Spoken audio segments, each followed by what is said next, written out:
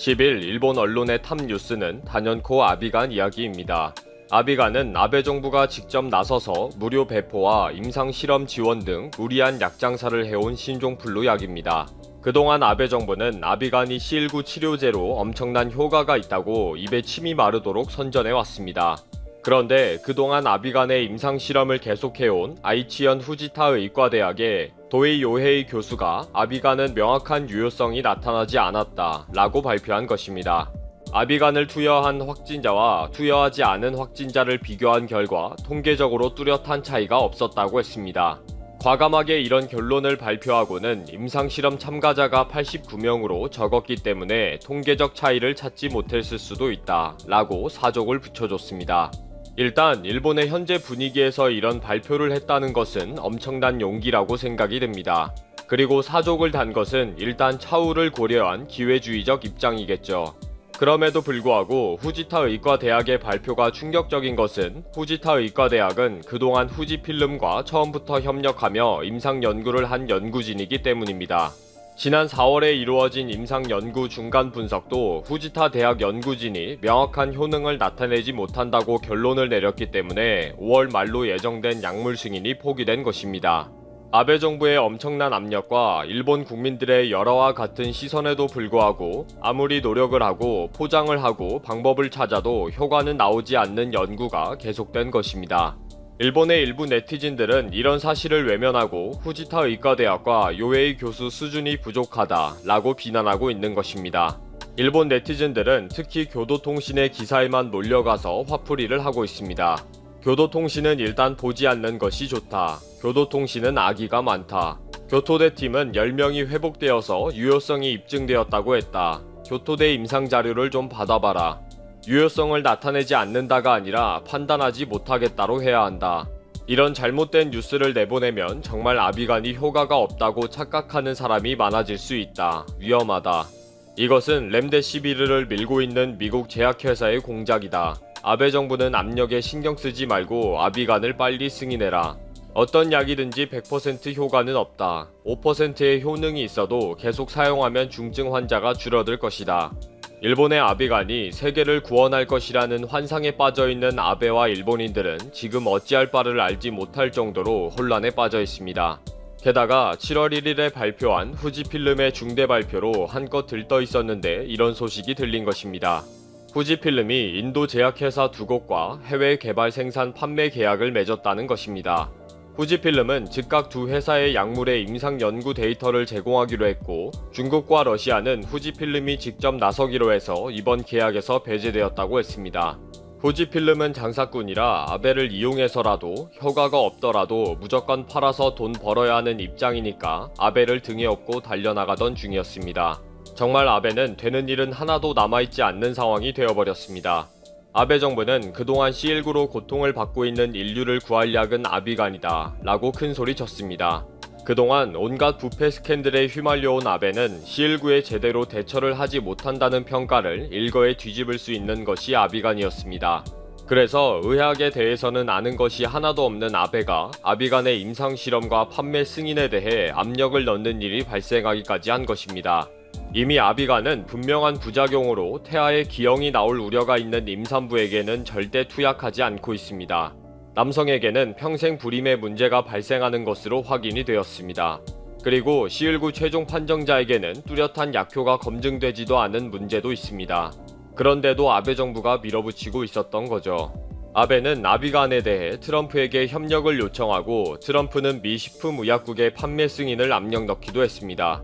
아베는 유유상종의 트럼프를 충동질한 것뿐 아니라 세계보건기구의 아드하놈에게도 연락을 해서 아비간을 WHO가 협력 연구하고 개발하자 라고 제안하기도 합니다. 또 아베는 3월 말부터 아비간을 신속하게 승인할 것이다. 생산량을 대폭 늘릴 것이다. 전 세계가 강력한 대책을 원하고 있다. 라는 식의 정말 무식하고 위험한 회견을 계속했습니다. 아베는 아비간을 아직 판매 승인할 수가 없습니다. 라는 의료 전문가에게 그것은 내가 원하는 답이 아니다. 라고 크게 화를 냈습니다. 아베는 4월 7일에 이어 5월 4일 기자회견에서도 아비간은 C19에 효과가 있다. 5월 말까지 반드시 판매 승인을 내겠다. 라고 큰 소리를 쳤습니다. 아베는 2020년 추가 예산을 제안하면서 비축량을 5월까지 200만 명을 확보하기 위해 143억엔 약 1608억 원을 포함시켰습니다. 그렇게 쏟아부은 돈이 엄청난데 처음부터 정치적으로 밀어붙일 때부터 밑빠진 독이라는 것이 계속 확인되고 있습니다. 그리고 이미 공짜로 해외에 뿌려진 아비가는 계속 문제를 불러올 것으로 보입니다. 이집트는 지난 7월 3일 이집트는 렘데시비르에 대한 연구를 계속 수행할 것이며 일본의 아비가는 연구 대상에서 제외합니다. 라고 공식적으로 발표했습니다. 돈 들여서 공짜로 뿌리고 있는 일본의 체면을 위해 아비간의 문제점을 지적하지는 않았지만 단호하게 효과 입증 안됨이라고 확인한 것입니다. 또 필리핀은 아비간을 6월부터 임상실험을 할 것이라고 지난달 23일에 발표를 했습니다. 일본이 지난 4월에 필리핀을 포함한 38개국에 무상으로 보내준 아비간을 필리핀 보건부가 허락을 했기 때문입니다. 필리핀 언론에서는 아베가 C19에 효과가 있는 아비간을 무상 제공했다 라고 보도를 하면서 기대를 하고 있습니다. 물론 조만간 엉터리 약이었다 라는 결과가 나올 것이고요. 며칠 전부터 일본은 C19 최종 판정자가 증가하면서 사회 분위기가 뒤숭숭합니다. 도쿄도는 10일 C19 최종 판정자가 243명으로 또 역대 최대가 되었다고 발표했습니다. 그리고 앞으로 PCR 검사를 확대하면 확진자는 급속하게 증가할 것이라고 했습니다. 전국적으로는 400명 내외로 꾸준히 증가 추세에 있습니다. 이런 상황에서 일본인들의 생각이 여론조사에서 드러났습니다. 도쿄도를 중심으로 급속하게 번지고 있는 C19를 컨트롤할 수가 있다고 생각하느냐는 질문에 응답자의 95%가 컨트롤할 수 있다고 생각하지 않는다 라고 답변했습니다. 그만큼 불안하다는 거죠. 그동안 정말 제대로 아는 것 하나도 없는 아베의 혐한 극우 정치에 휘말려서 박수치며 괴성을 질렀던 결과라고 생각이 됩니다. 한국의 건설사들은 중동을 비롯해 말레이시아, 태국, 싱가포르, 중국 등의 국가들에서 그 능력을 발휘했습니다. 이 중에 최근 싱가포르의 지도를 바꿔놓았다는 말을 듣는 한국의 건설사가 있습니다. 그것은 바로 한국의 현대건설입니다. 현대건설은 말 그대로 싱가포르의 바다를 황금의 땅으로 만들어 주었습니다. 도시국가인 싱가포르의 최대 과제는 부족한 영토 확보였습니다. 싱가포르의 영토는 부산보다 작았지만 인구는 부산보다 220만 명이나 더 살고 있어 세계 1, 2위의 인구 밀도를 다투었습니다. 이 같은 이유로 싱가포르는 부족한 산업단지 확충을 위해 부지를 조성하는 것을 오래전부터 국책사업으로 하고 있습니다. 한국의 현대건설은 싱가포르의 영토를 늘리고 용도를 바꾸는 국책사업에 대역사를 맡은 주역이 되었습니다. 현대건설은 싱가포르의 메릭공사 핑거1과 핑거3를 잇따라 따냈습니다. 지난 2014년 7월 첫 삽을 뜬 메릭공사로 현대건설은 싱가포르의 바다를 조금씩 메워 땅을 넓혀왔습니다.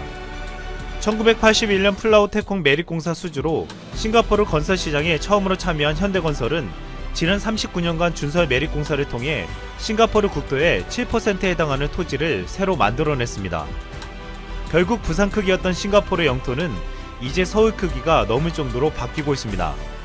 싱가포르에서 바다를 향해 손가락 모양으로 튀어나온 핑거1은 인구 580만 도시국가 100년 대계를 좌지우지할 수 있다는 말을 들어왔습니다. 핑거1 프로젝트는 여의도 면적의 3분의 2에 해당하는 바다를 메워 국토를 넓히는 대규모 매립공사 프로젝트로 싱가포르는 이곳을 아시아 해양 허브의 중심지로 만들겠다는 계획을 세웠습니다. 현대건설은 지난해 핑거1을 성공적으로 끝냈고 2018년 맡은 핑거3 공사를 순조롭게 진행하고 있습니다. 2018년 2월 수주한 핑거3 매립공사는 11억 달러, 한화로 약 1조 2천억 규모로 2017년 3월에 준공할 예정입니다. 이번 공사는 현대건설이 싱가포르에서 참여한 17번째 매립공사였습니다. 현대건설이 싱가포르에서 계속해서 매립공사를 진행할 수 있었던 이유는 기술력과 인프라 때문이었습니다.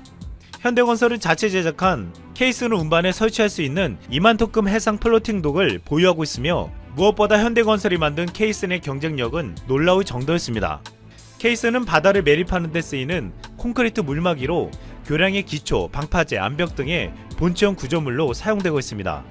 현대건설이 만든 케이슨의 크기와 제작 속도나 디자인 역량은 중국, 벨기에 등을 비롯한 후발주자보다 뛰어나고 압도적이었습니다. 현대건설은 경쟁사에 비해 케이슨의 크기와 중량을 키우면서도 두께는 줄이고 빨리 만들어내며 정확히 설치했습니다. 특히 현대건설의 제품은 벨기에 업체가 제작한 케이슨보다 두께가 10여 미터가량 얇았습니다. 이 차이는 원가를 비롯한 양사의 기술 격차를 확연히 보여주었습니다. 현대건설은 핑거1 매립 현장에 케이스만 92기를 설치했고 투하스 핑거3에는 싱가포르 내 최대 규모인 227암 케이스를 설치할 예정입니다.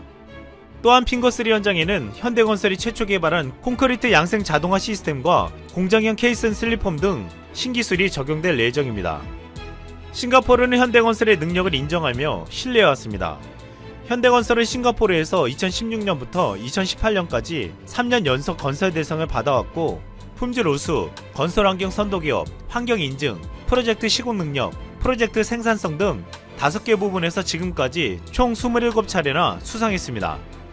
그동안의 신뢰로 인해 현대건설은 지난해 12월 싱가포르 육상교통청이 발주한 약 5,094억원 규모의 북남고속도로를 단독 수주했고 올해 1월에는 싱가포르 스포츠청이 발주한 2,700억원 상당의 풍골 스포츠센터 시공사로 선정되기도 했습니다.